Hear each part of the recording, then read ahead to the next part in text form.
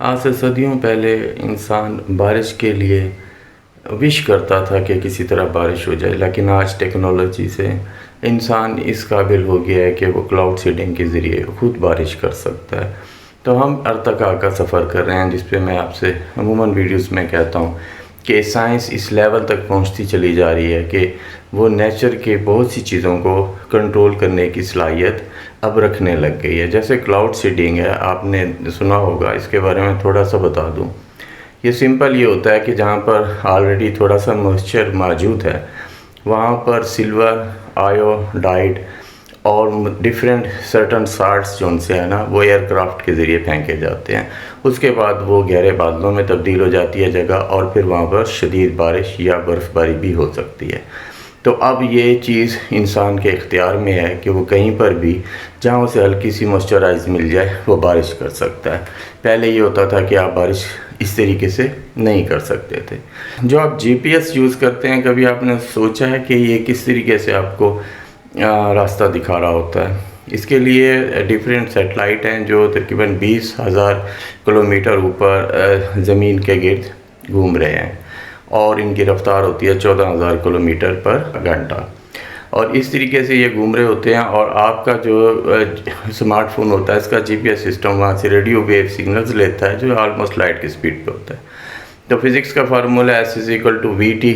उस स्पीड के थ्रू वो आपका डिस्टेंस निकालता है, फिर ख़त एतबार से कितना फ़र्क आ रहा है आपका लोकेशन निकाल लेता है। लेकिन यहाँ पर आकर ना आपको आइंस्टाइन को थैंक यू कहना चाहिए। अगर आइंस्टाइन की थ्योरी ऑफ रिलेटिविटी ना होती ना, तो आप कभी भी सही एग्जैक्ट लोकेशन ना ले सकते।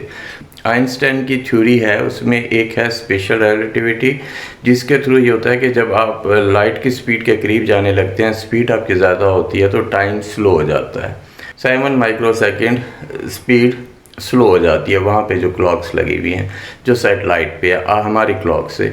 और दूसरी उसकी एक थ्योरी है जनरल रिलेटिविटी, जिसके थ्रू ये होता है कि आप ग्रेविटी से जितना दूर जाते हो तो टाइम उतना फास्ट हो जाता है आपके लिए। तो उसमें 45 माइक्रोसेकंड जो है ना, तेज़ी से घड़ियाँ वहाँ पर चलती हैं। तो इसके लिए सेटेलाइट के अंदर एटॉमिक क्लॉक्स लगाई गई हैं ताकि वो डिफरेंस का फ़र्क निकाल सकें। और इस तरीके से 45 में से जब आप 7 निकालते हैं तो 38 माइक्रोसेकंड डेली का फ़र्क आता है। अगर ये फ़र्क आइंस्टाइन की थ्योरी ऑफ रिलेटिविटी को यूज़ ना किया जाता, तो हम जो लोकेशन हमें सेटेलाइट देते वो तकरीबन 10 से 11 किलोमीटर दूर की होती। अभी भी कुछ मीटर्स का देखें फ़र्क आता है एंड में, और वो सिर्फ इसी वजह से होता है। तो ये इजादात, इसी वजह से मैं आइंस्टाइन को बेइंतहा पसंद करता हूँ कि उसने एक इंसानियत पे बहुत बड़ा ये चीज़ की है। यूनिवर्स के काफ़ी राज जो उनसे है ना, वो आइंस्टाइन की थ्योरीज़ में है।